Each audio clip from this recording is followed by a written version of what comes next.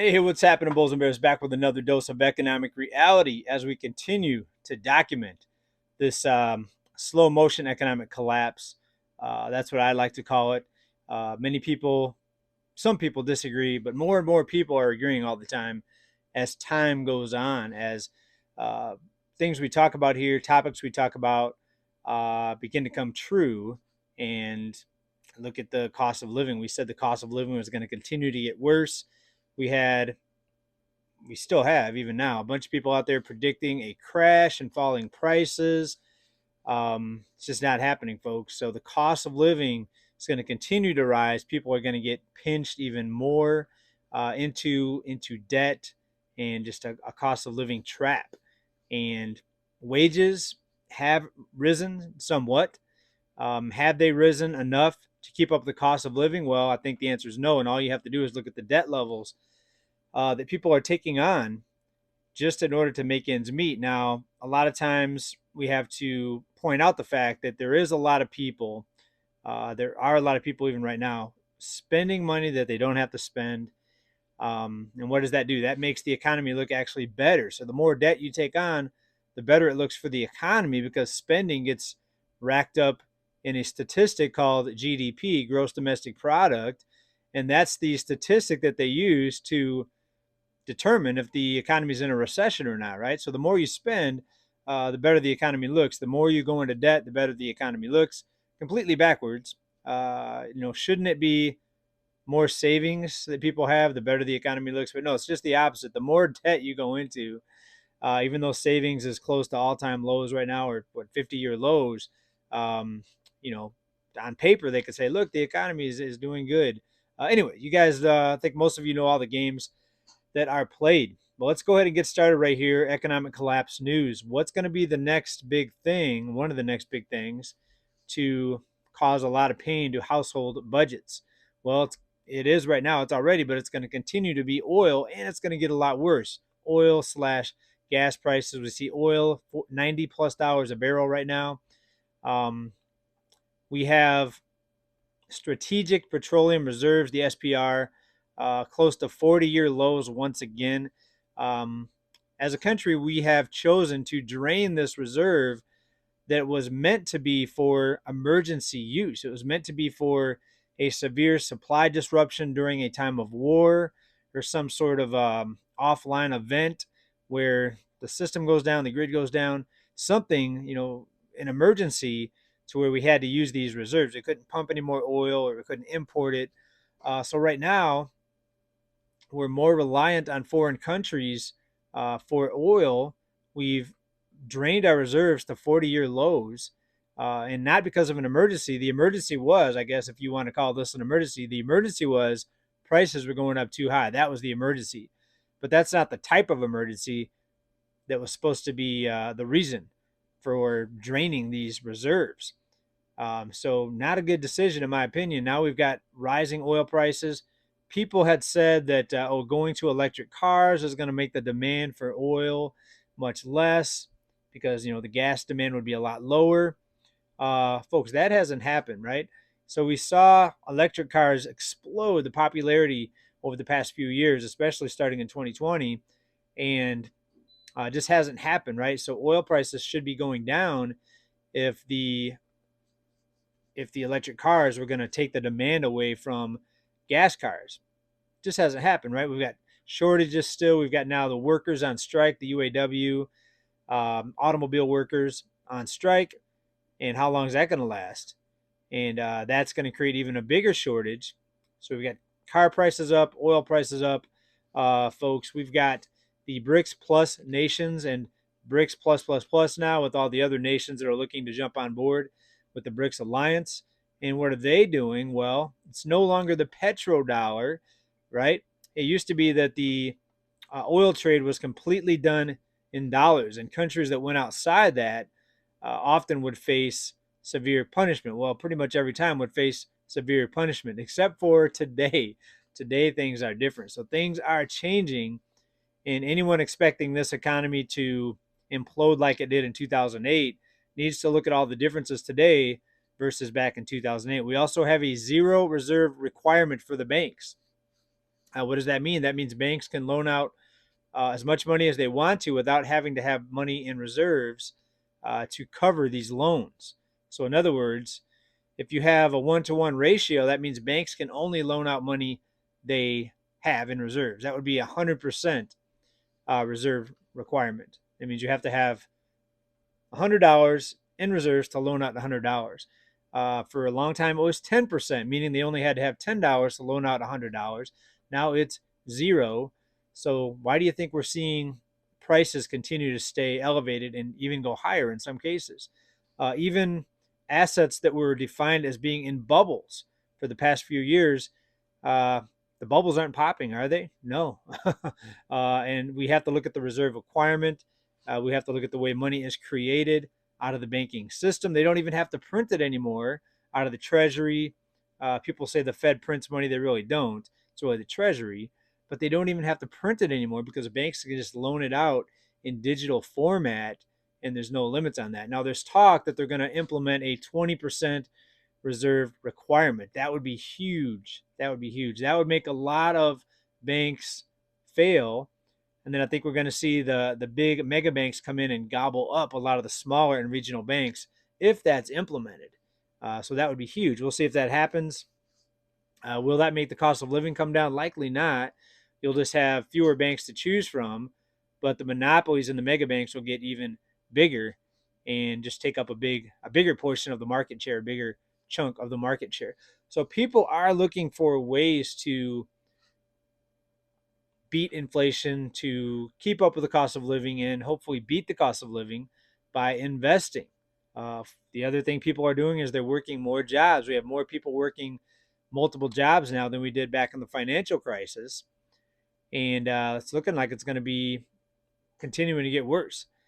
But let's talk about the stock market real quick here. We still have not surpassed in the stock market. We still have not beat or went higher than the highs that we saw in every index at the end of 2021. Beginning of 2022 was the high for every index, major index, and we still haven't beat that. So people thinking that the stock market looks strong, it's actually pretty strong considering the enormous amount of debt that people are in, and the disconnect between the stock market and Main Street has never been greater, in my opinion.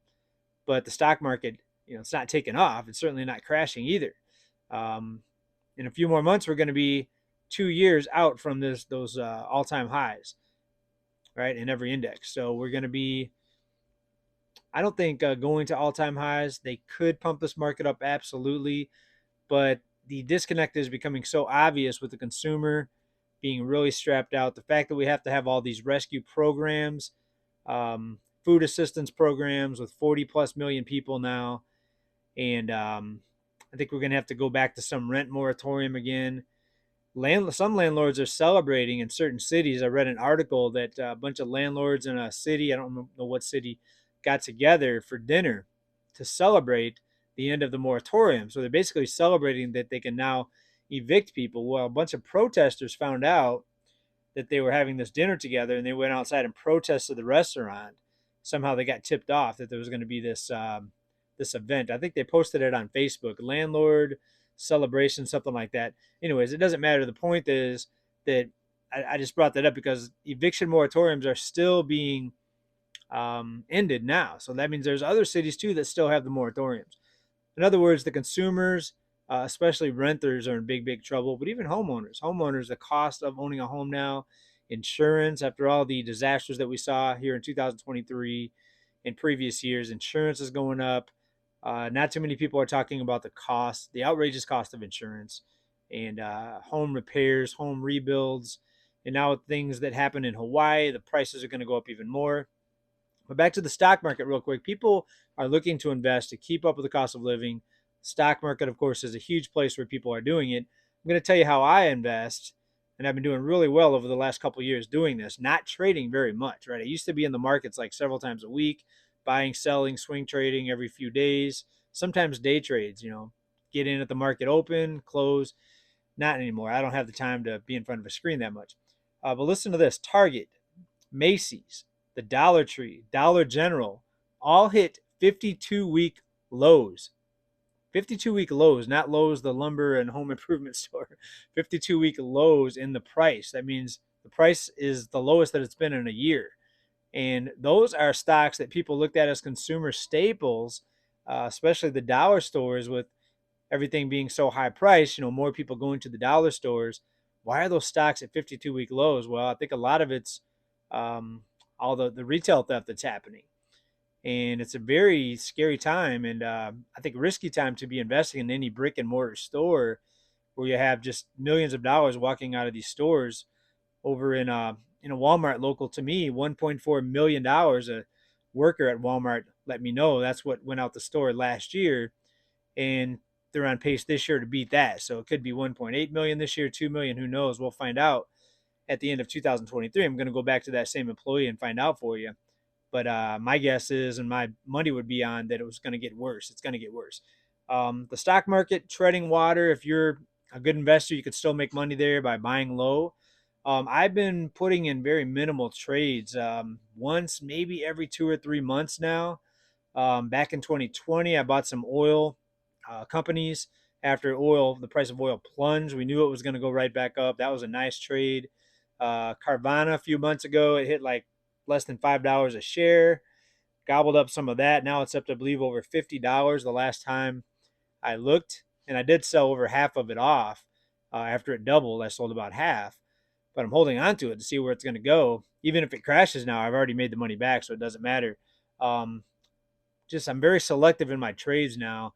But anyone in a broad index that tracks any of these indices is going to be treading water for a long time. Maybe if you bought the dip and you held on for a year now, since the markets went down after they hit the all-time highs at the end of 2021, early 2022, there was a dip going into 2023. So you may be up slightly if you bought at the exact right time, but I choose to stay out of that right now. Some other news here. Let's talk about the strike, not just car prices, but just overall in general. Why are people striking? Well, they see this corporate greed. They see the CEOs making 20 to 30 times the average worker. They see the stock buybacks. And if you look at the automobile makers, billions and billions of stock buybacks. And workers are starting to notice these things, saying, hey, why are we not getting paid more? Especially the fact that workers now, even ones making six figures, a lot of them are in the crowd or in the portion of the population that's living paycheck to paycheck. Paycheck to paycheck, folks. We have 100 grand earners, 100K a year, six-figure earners, a lot of them in the paycheck to paycheck group. So not a good sign, right? Not a good sign at all. Corporate greed, it's also enabled by desperate workers. When people are desperate for work, they're going to be less likely to go on strike. And it's going to be interesting to see how long these automobile workers can go on strike. With the cost of living, how long can they go without a paycheck? So I think they're in a vulnerable position. It's a battle of power when it comes to strikes, right? The company, they're losing money by having the workers not work, not putting out production. Sometimes they'll hire temporary workers to take their place. But if the worker's skill set is that advanced, you can't just get any person from a temp agency or somebody off the street to come in and do that job. So the workers know that, and that's how they get their way in negotiations a lot, because the business shuts down and stops production. They have no other choice but to give the workers what they want. But the workers in so much debt right now and the cost of living being so high, how long can they hold out in this strike, right? So it's going to be very interesting.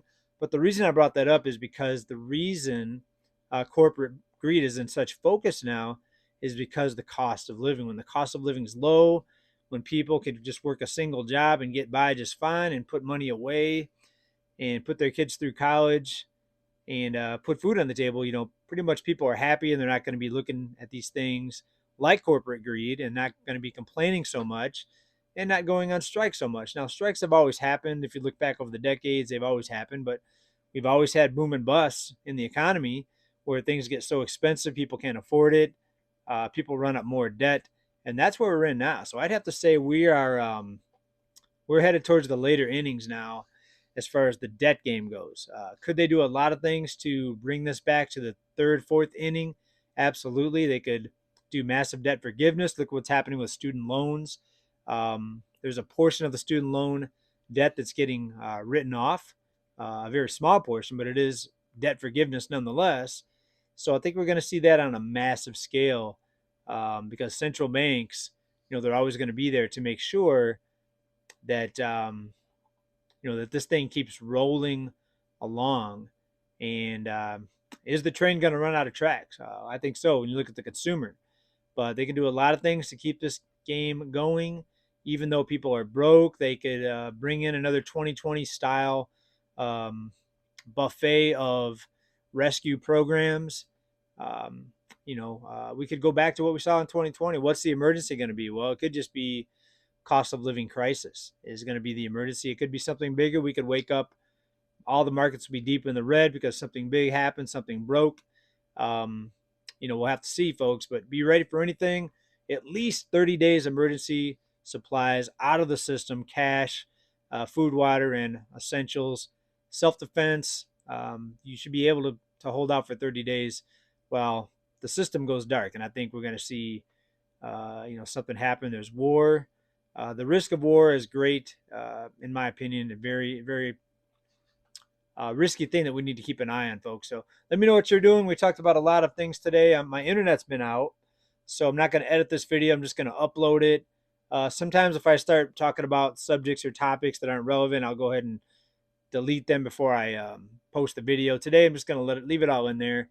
And my internet's been out, so I haven't been able to get exact numbers for you like I usually do.